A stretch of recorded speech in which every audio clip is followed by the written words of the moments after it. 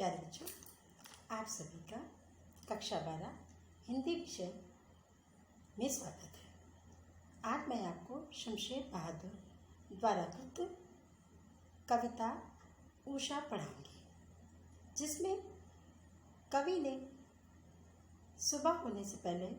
या सूर्य उदय होने से पहले जो भोर का समय है, उसमें वातावरण या फिर आसमान में जो पल पल परिवर्तन हो रहे हैं, उसको अपने शब्दों से एक गति में बांधने की पूरी तरह से कोशिश की है। रात की निराशा रूपी कालिमा पूरी तरह से आशा की वो पौ फटते ही खत्म हो रही है और एक आशावादी जीवन जीने जिसमें भरपूर रंग भरा है, इसकी बात इस कविता में कवि ने बड़े ही मार्मिक ढंग से और बड़े ही प्रभावमय शब्दों में कही है। तो आइए पढ़ते हैं शमशेर बहादुर की लिखी हुई ये कविता उषा।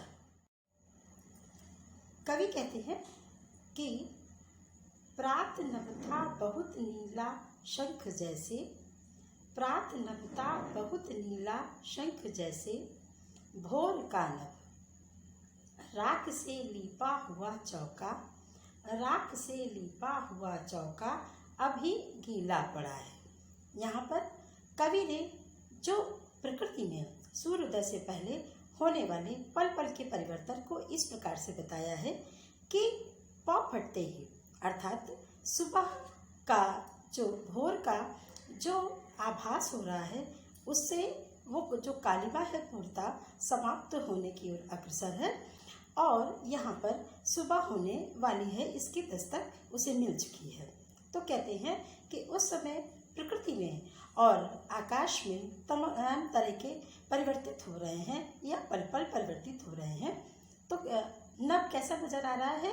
कि उस समय यानी कि भोर के समय नभ किस प्रकार का नजर आ रहा है, नीले रंग का, गहरे नीले रंग का, जिस प्रकार का शंख होता है उसी प्रकार का नजर आ रहा है। तो दूसरे ही पर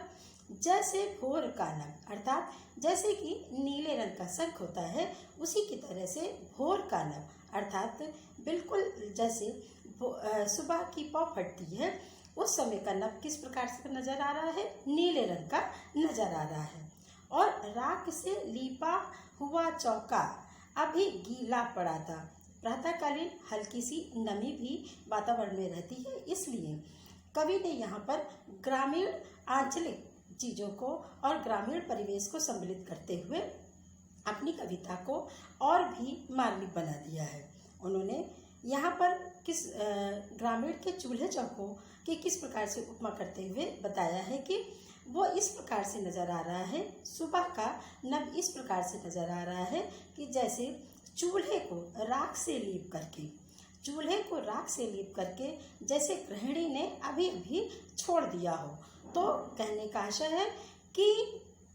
सुबह का नभ किस प्रकार से नजर आ रहा है, सुबह का नभ नीला और बिल्कुल साफ, स्वच्छ और निर्मल नजर आ रहा है। अर्थात पौ फटते ही जो तमाम तरह की वातावरण में परिवर्तित हो रहे हैं, उसमें आकाश का रंग नीला शंख जैसा है और वो जो पल पल परिवर्तित हो रहा है आकाश, वो बिल्कुल निर्मल और स्वच्छ नजर आ रहा है। आगे की काव्यांश में कहा है कि बहुत काली सिल जरा से लाल केसर से, कि जैसे खुल गई हो, कि जैसे खुल गई हो स्लेट पर या लाल खड़िया चाक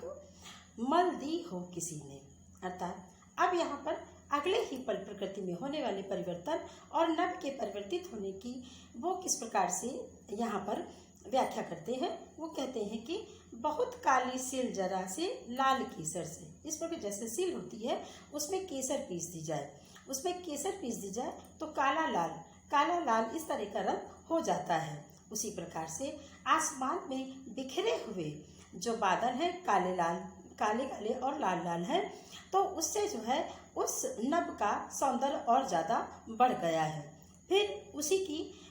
दूसरी प्रकार से भी उस चीज़ को समझाना चाहते हैं। कहते हैं कि जिस प्रकार से काली